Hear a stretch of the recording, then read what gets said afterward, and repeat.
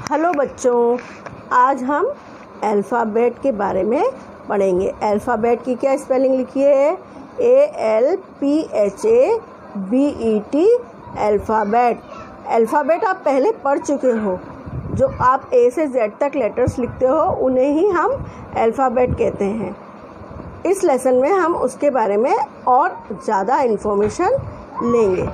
The set of letters from A to Z in English language is known as alphabet.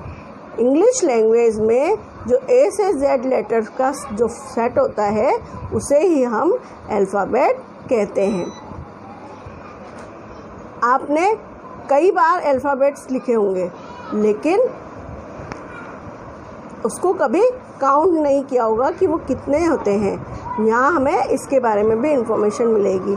There are 26 letters in English alphabet which can be written in 4 different styles. English alphabet में 26 letters होते हैं जिन्हें हम 4 अलग अलग style में लिख सकते हैं। First is print capital letters, second is print small letters, third is cursive capital letters, fourth is cursive small letters। इन चारों तरीके से आपको लिखना आता भी है और अभी मैं आपको ये भी बताऊंगी कि देखिए ये किस तरीके के होते हैं। लेकिन आप जब इनको कॉपी में या नोटबुक में लिखते हैं तो आप कंफ्यूज हो जाते हैं कि ये कौन सा लेटर है। अब यहाँ पर हम इसको अच्छी तरह से समझ लेंगे। It is important to know that we may write alphabet in various forms but sound of letters remain same. Alphabet अलग अलग स्टाइल में लिखे जा सकते हैं लेकिन इनकी साउंड हर स्टाइल में सेम ही होती है। जैसे कि हम ए को ए ही बोलेंगे, चाहे वो प्रिंट स्मॉल लेटर में लिखा जाए, चाहे वो कैपिटल कर्सिव में लिखा जाए, चाहे वो स्मॉल कर्सिव में लिखा जाए, वो किसी भी स्टाइल में लिखा जाए उसकी साउंड ए ही रहेगी। बी को बी ही बोलेंगे चाहे वो किसी भी स्टाइल में लिखा जाए। देखिए print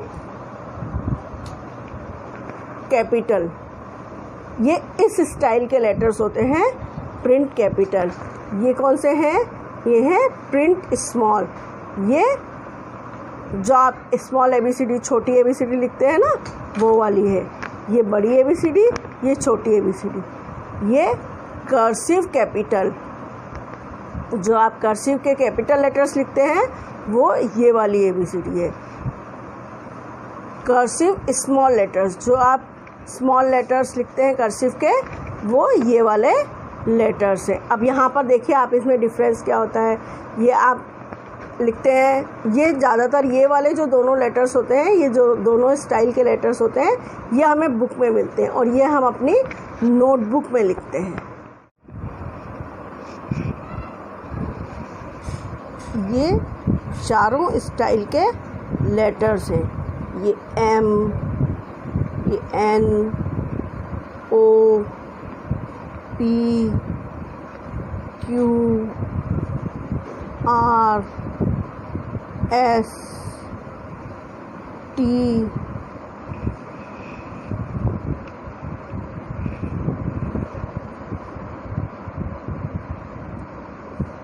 U, V, W, X, Y, Z। ये अलग अलग स्टाइल में लिखे गए हैं लेकिन इन सब की साउंड सेम ही आ रही है, जैसा मैंने अभी आपको बताया था। Z को हम Z ही बोलेंगे चाहे वो कैपिटल कर्सिव में लिखा जाए, चाहे वो स्मॉल कर्सिव में लिखा जाए, चाहे वो प्रिंट स्मॉल लेटर्स में लिखा जाए, चाहे वो प्रिंट कैपिटल लेटर में लिखा जाए। किसी भी स्टाइल में लेटर लिखा जाए उसकी साउंड सेम ही होगी। अब आपको ये समझ में आ गया होगा कि कितनी तरीके से हम लेटर्स को लिख सकते हैं। Still we learn in this lesson how many letters are there in English alphabet. There are 26 letters in English alphabet. In how many styles they can be written? they can be written in 4 different styles. They can be written in 4 different styles, but their sound remains same in every style.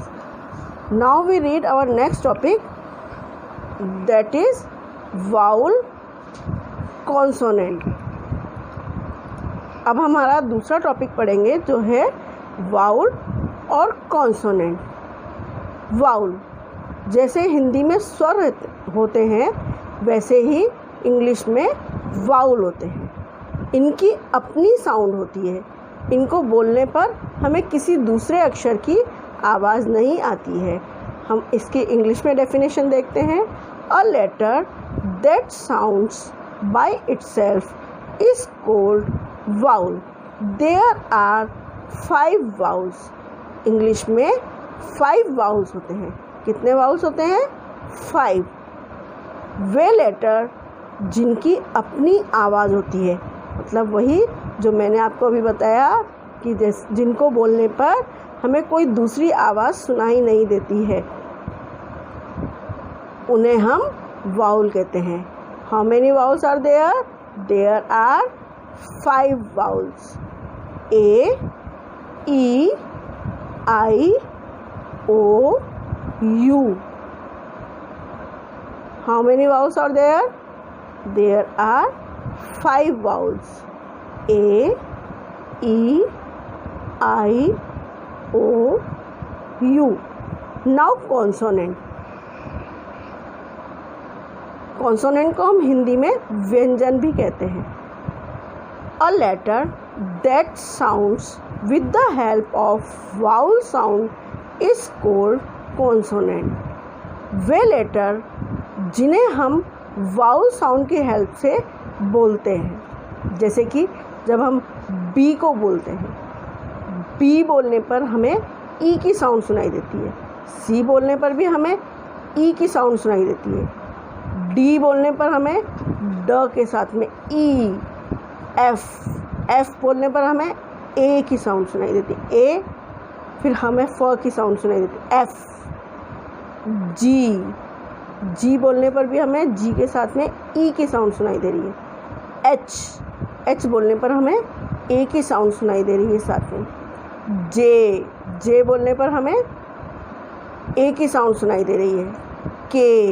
के बोलने पर भी हमें ए की sound सुनाई दे रही है. L बोलने पर भी हमें ए की साउंड सुनाई दे रही है. एम बोलने पर हमें ए की साउंड आती है. एन बोलने पर भी आती है. पी बोलने पर हमें ई की साउंड सुनाई देती है. क्यू बोलने पर हमें यू की साउंड भी साथ में सुनाई देती है. आर बोलने पर भी हमें आ की साउंड सुनाई देती है. एस बोलने पर भी हमें ए की साउंड सुनाई देती है. टी बोलने पर हमें ई की साउंड सुनाई देती है. वी बोलने पर भी हमें ई की साउंड सुनाई देती है. डब्ल्यू बोलने पर यू. एक्स. ए. वाई बोलने पर हमें आई की साउंड आती है. जेड के साथ में हमें ई की साउंड सुनाई देती है. तो इस तरीके से जब हम कॉन्सोनेंट का प्रोनाउंसिएशन करते हैं तो हमें वाउल साउंड भी साथ में सुनाई देती है.